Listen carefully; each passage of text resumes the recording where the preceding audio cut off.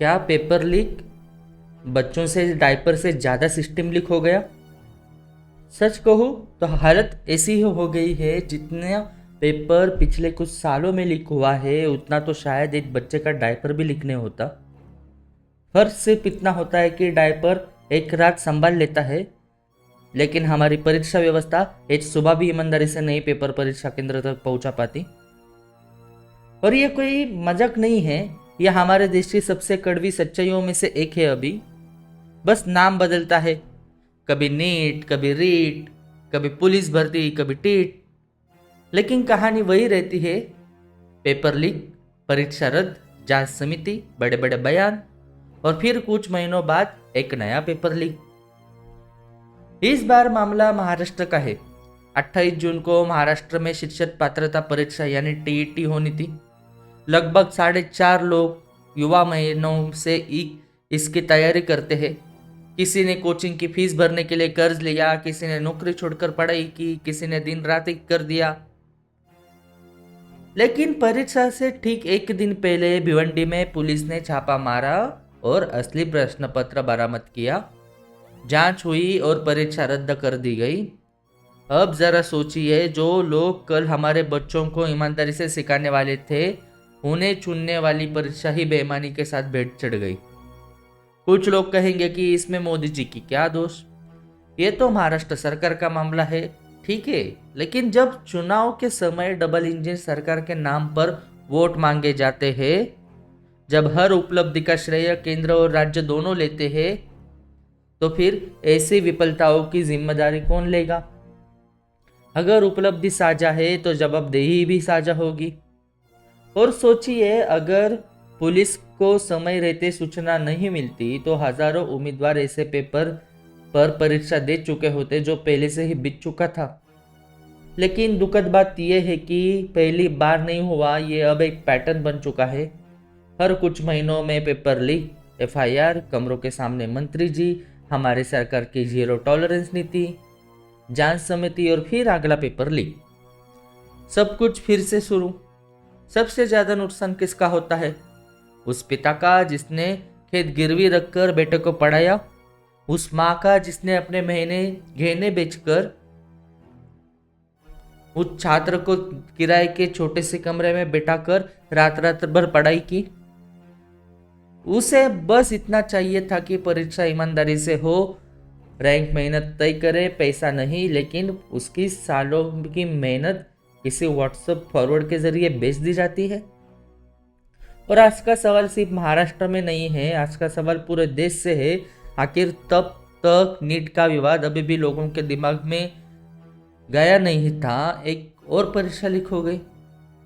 और क्या अब हर परीक्षा से पहले छात्रों को किताबों से ज़्यादा भगवान से प्रार्थना करनी पड़ेगी कि हे भगवान, बस इस बार पेपर लीक मत होना? नमस्कार, मैं हूँ the common man Rish, and never ever underestimate the power of a common man. आज मैं आप सब से एक गुजारिश भी करना चाहता हूँ। जब किसी मर्डर केस या किसी सनसनीखेज खबर पर वीडियो आता है तो लाखों लोग देखते हैं, लेकिन जब बात लाखों छात्रों के भविष्य की होती है तो लोगों की दिलचस्पी अचानक कम हो जाती है। और शायद यही वजह है कि सरकारें भी जानती है कि आज शोर होगा और कल सब भूल जाएंगे। लेकिन अगर हम ही नहीं बोलेंगे तो हमारे बच्चों के भविष्य के लिए कौन बोलेगा? अब जरा पिछले 10-12 सालों का रिकॉर्ड देखिए। 2015 में AIPMT परीक्षा लीक हुई, 2018 में CBSE के पेपर लीक हुए, 2021 में राजस्थान में रीट घोटाला हुआ, 2022 में बिहार में BPSC परीक्षा विवादों पर रही, 2024 में नीट पेपर लीक हुआ, यूपी पुलिस भर्ती पेपर लीक हुआ, अब महाराष्ट्र TET। अगर रिपोर्ट्स पर भरोसा करें तो 2014 से लेकर अब तक लगभग 90 बड़े पेपर लीक हो चुके हैं। 48 परीक्षाएं दोबारा करानी पड़ी, 22 परीक्षा होने से पहले ही रद्द करनी पड़ी, और करोड़ों छात्र प्रभावित हुए। सोचिए, ये सिर्फ आंकड़े नहीं हैं, ये करोड़ों सपने हैं। हर नंबर के पीछे एक परिवार है, किसी का बेटा है, किसी की बेटी है, किसी का आखिरी सहारा है। अब सवाल ये है कि यह पेपर आखिर लीक कैसे होता है? बहुत आसान है।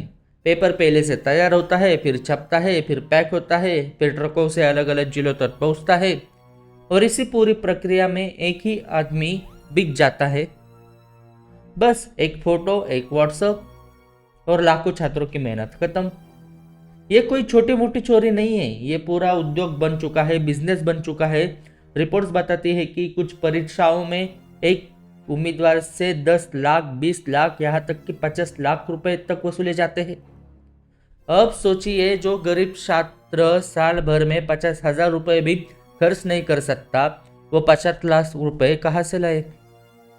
यानी अब मुकाबला मेहनत और प्रतिभा का नहीं, पैसे का हो गया। और सबसे दुखद बात क्या है, जो असली मास्टरमाइंड होते हैं वो अक्सर निकल जाते हैं। कुछ महीने जेल में, फिर जमानत और फिर वही धंधा। आज भी कई पुराने पेपर लीक माफिया अलग अलग मामलों में फिर से पकड़े जा रहे हैं, यानी सिस्टम उन्हें रोक नहीं पा रही। लेकिन इस पूरे खेल की सबसे बड़ी कीमत कौन चुका रहा है? छात्र, एक बच्चा जो गांव से शहर आया, छोटे से कमरे में रहता है, सुबह कोचिंग, दोपहर पढ़ाई, रात में टेस्ट सीरीज। उधर पिता खेत बेच रहा है, माँ अपने गहने गिरवी रख रही है और बच्चा सोच रहा है कि बस इस बार निकल जाए, घर की जिंदगी बदल जाएगी। फिर एक दिन पता चलता है कि पेपर लीक, परीक्षा रद्द, फिर से तैयारी करो। क्या गुजरती होगी उस बच्चे पर? क्या सरकार कभी ये दर्द समझ सकती है? और सबसे डराने वाली बात, राष्ट्रीय अपराध रिकॉर्ड ब्यूरो के अनुसार हर साल हजारों छात्रों आत्महत्या कर लेते हैं।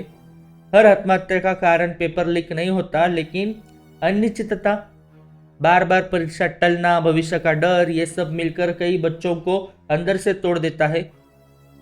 कोटा हो, दिल्ली हो, पटना हो या प्रयागराज, हर शहर में ऐसे छात्र मिल जाएंगे जो सिर्फ एक परीक्षा के भरोसे जिंदगी जी रहे हैं, और जब वही परीक्षा ईमानदारी से नहीं होती तो उनका भरोसा भी टूट ही जाता है ना। अब जरा सरकार की कार्रवाई भी देख लीजिए।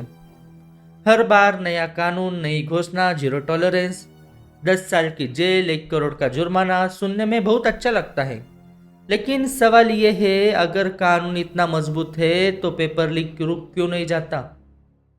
समस्या कानून की नहीं, उसे लागू करने की है। अगर 100 में से सिर्फ 1-2 लोगों को सजा होगी तो बाकी लोग डरेंगे कैसे? और सबसे दुख की बात, हमने इस समस्या को सामान्य मान लिया है। अब आज अगर कोई खबर आए कि पेपर लीक हो गया तो लोग कहते हैं, अरे फिर हो गया। सोचिए, हम कितने संवेदनहीन हो चुके हैं।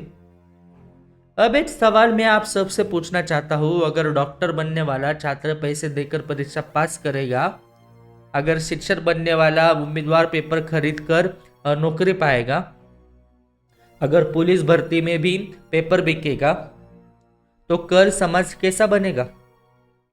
क्या हम अपने बच्चों को ऐसे डॉक्टर के पास भेजेंगे? क्या ऐसे शिक्षक पर भरोसा करेंगे? क्या ऐसी व्यवस्था सुरक्षित होगी? और ये सिर्फ छात्रों की लड़ाई नहीं, ये पूरे देश के भविष्य की लड़ाई है। और अब बात सिर्फ सरकार की नहीं, हम सबकी भी है। जब तक लोग सवाल नहीं पूछेंगे, जब तक हर पेपर लीक पर आवाज नहीं उठेगी, तब तक कुछ नहीं बदलेगा। आज महाराष्ट्र है, कल कोई और राज्य होगा। आज टीईटी है, कल कोई और परीक्षा होगी। लेकिन कब तक, यही सबसे बड़ा सवाल है। बाकी आप बताओ, क्या आपको लगता है कि भारत में परीक्षा व्यवस्था पर पूरी तरह बदलने की ज़रूरत है? क्या पेपर परीक्षा केंद्र पर डिजिटल तरीके से प्रिंट होने चाहिए? क्या पेपर लीक के मामलों में फास्ट ट्रैक कोर्ट बनाना चाहिए? और सबसे ज़रूरी, क्या आपको लगता है कि अब सरकारों को सिर्फ बयान नहीं, नतीजे देने चाहिए? अपनी राय कमेंट में ज़रूर बताइए। और अगर वीडियो पसंद आया हो तो लाइक करें, शेयर करें ज़्यादा से ज़्यादा लोगों तक। और अगर आप भी मानते हैं कि मेहनत की जीत नहीं होती और होनी चाहिए, पैसे की नहीं, तो द कॉमन मैन चैनल को सब्सक्राइब करें। जय हिंद।